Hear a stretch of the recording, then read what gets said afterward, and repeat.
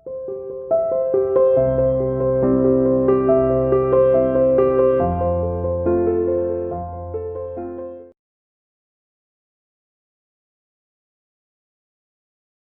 to CI International School online classes. Hello students, how are you? Hope you are fine.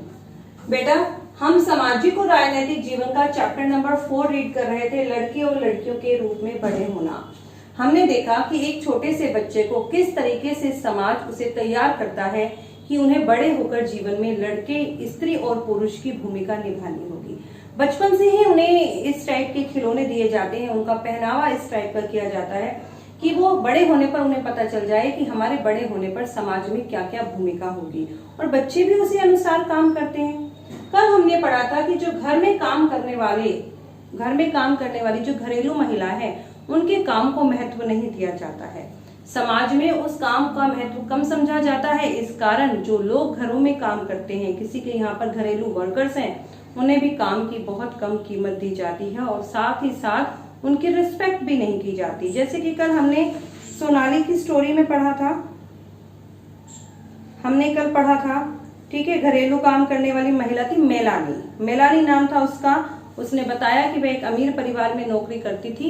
सुबह 5 बजे से उसका काम शुरू हो जाता, उसका काम किचन का था, तो लेकिन फिर भी उन्हें नाश्ते में 1 कप चाय और 2 सूखी रोटी मिलती थी। और भरी सर्दी में भी नंगे पैर वो घर में काम करते थे, उन्हें चप्पल पहनने का भी अधिकार नहीं था।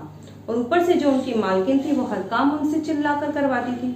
मतलब उनको भी अपमानित महसूस होता था कि हम तो घर का काम ही कर रहे हैं, ठीक है, क्या हम रिस्पेक्ट के हकदार नहीं है? क्या हमें हमारा कुछ आदर नहीं है? क्या ये हमसे प्यार से बात नहीं कर सकते हैं? ठीक है, तो बेटा आज हम इसी टॉपिक को ही कंटिन्यू कर रहे हैं। घरेलू और देखभाल के कामों का एक अन्य पहलू जिससे हम महत्व नहीं देते, वह है घर के काम में लगने वाला लंबा समय। अरे घरेलू काम को हम महत्व नहीं दे रहे, उसका भी एक इम्पोर्टेंट है कि घर का काम करने में भी हमें एक बहुत लंबा समय लग जाता है, फिर भी उस काम की वैल्यू नहीं है समाज में। वास्तव में यदि हम स्त्रियों द्वारा किए जाने वाले घर के और बाहर के कामों को जोड़ें तो हमें पता चलेगा कुल मिलाकर स्त्रियां जो हैं वो पुरुषों से अधिक काम करती हैं। एक तालिका दी गई है आपकी बुक में, भारत के केंद्रीय सांख्यिकीय संगठन द्वारा विशेष अध्ययन के कुछ आंकड़े हैं 1998 और 1999 के। देखिए क्या आप इन फिलअप को भर सकते हैं? मैंने ये टेबल जहां भी बनाई है, देखिए क्या टेबल बनाई गई है।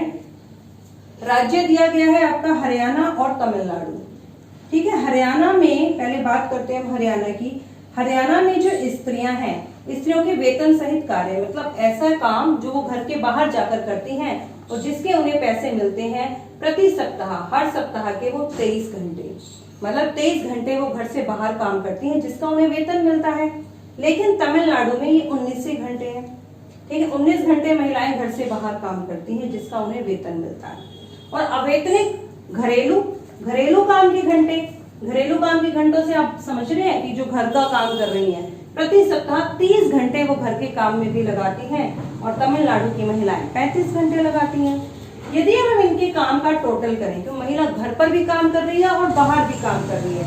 यदि हम इसका टोटल करें 23 और 30, ये हो गया आपका 53 और ये हो गया आपका 54। मतलब हरियाणा के अंदर 53 घंटे महिलाएं काम कर रही हैं और तमिलनाडु के अंदर 54। इसमें दोनों ऐड है, उसके जिसका उसे वेतन मिलता है वो भी और जिसका उसे वेतन नहीं मिलता है वो भी। अगर हम, ये तो बात हो गई स्त्रियों की, अब हम बात करते हैं पुरुषों की। हरियाणा में जो पुरुष हैं, वैतनिक घंटे जिसका उन्हें जितने घंटे काम करने के उन्हें पैसे मिलते हैं वो है 38 और जिसके नहीं मिलते वो है 2, मतलब घर के काम थोड़ा बहुत कर दिया, कोई सामान लाना है या कुछ भी।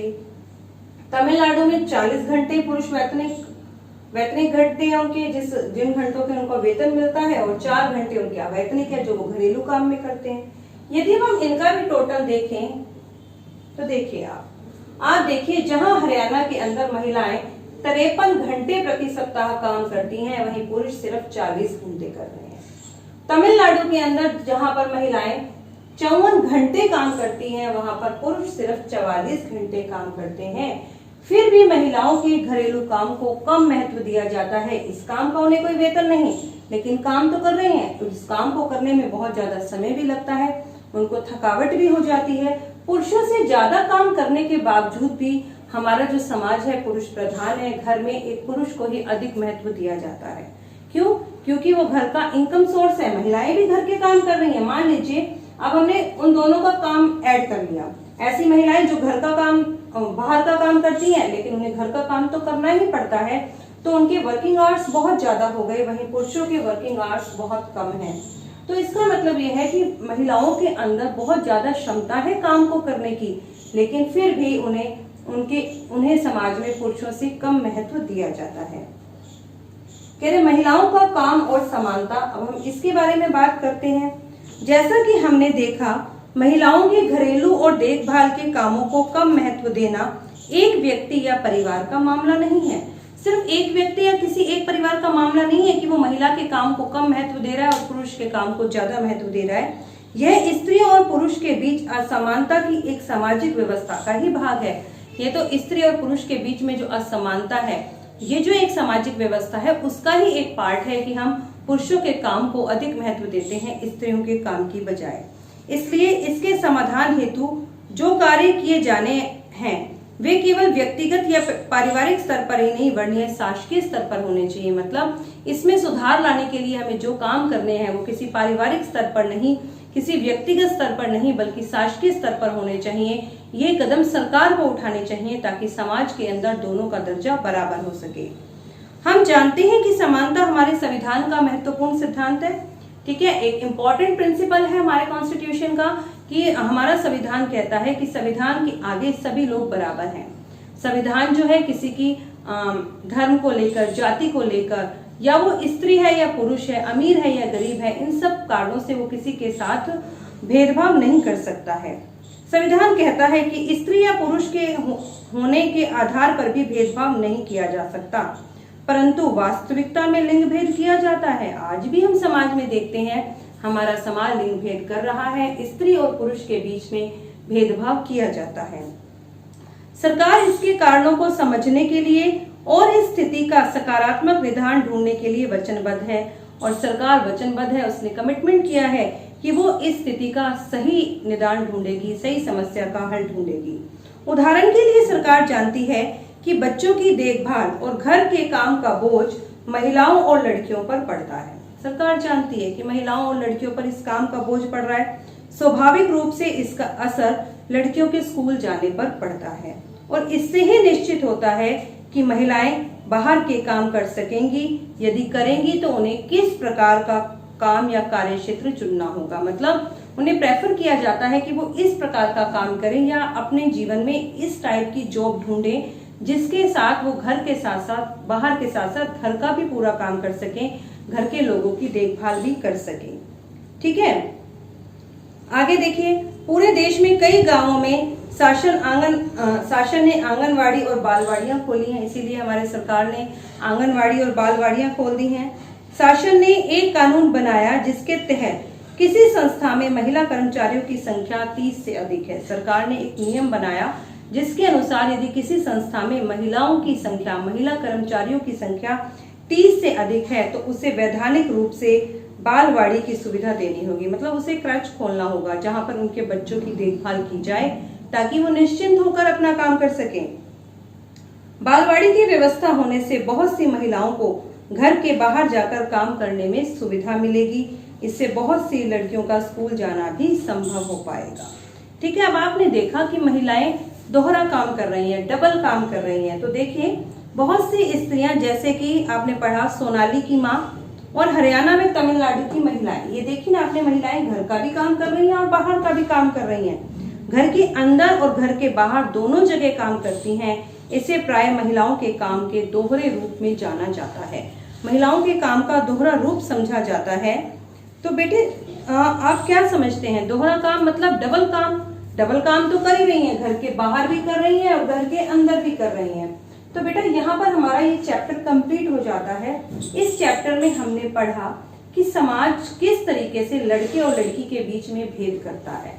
वो उन्हें बचपन से ही तैयार करता है। जैसे लड़कियों को खेलने के लिए गुड़िया दी जाती है, छोटे बर्तन दिए जाते हैं खेलने के लिए, लेकिन जो लड़के हैं उन्हें कार दी जाती है ताकि उन्हें बचपन से ही ये सिखाया जा सके कि बड़े होने पर उन्हें समाज में किस तरीके की भूमिका निभानी है। बड़े होने पर जब वो अपने स्त्री और पुरुष के रूप में अपने काम को करते हैं तो भी उनके काम को बराबर मूल्य नहीं दिया जाता। पुरुष जो घर के बाहर जाकर काम करते हैं उनके काम को अधिक महत्व दिया जाता है, और बल्कि जो महिलाएं घर पर काम करती हैं उनके काम का कोई मूल्य ही नहीं समझा जाता। जैसे कि आपने सोनाली और जसप्रीत की कहानी में पढ़ा कि जसप्रीत जो थी वो घर का काम कर रही थी, तो उसके बच्चे और उसका हस्बैंड भी इवन ये समझता था कि वो तो कोई काम करती ही नहीं है क्योंकि वो घर पर रहती है। लेकिन जब जसप्रीत ने एक दिन की हड़ताल की तो उसके घर वालों को पता लगा कि आखिर जसप्रीत पूरे दिन में कितना काम करती है। ठीक है, तो और जो हमारे देश में ऐसी महिलाएं हैं जो घरेलू काम करने के साथ साथ बाहर भी काम करती है, उन पर दोहरा बोझ है। जैसे कि एक सर्वे किया गया हरियाणा के आंकड़े पढ़े आपने और तमिलनाडु के, और इधर अपने पुरुषों के भी आंकड़े पढ़े। तो इस तरीके से हमने जाना कि महिलाएं जो है पुरुषों से ज्यादा काम करती हैं, फिर भी हमारे समाज के अंदर लिंग भेद होने के कारण स्त्रियों के काम को कम महत्व दिया जाता है। ठीक है बेटा, आज हमारा ये चैप्टर कंप्लीट हो गया। आप इसकी अच्छे से रीडिंग कीजिए और बेटा इसमें से कुछ शॉर्ट क्वेश्चंस भी पुट आउट करने की कोशिश किया करो, रफ नोटबुक में लिखा करो उसे। ओके।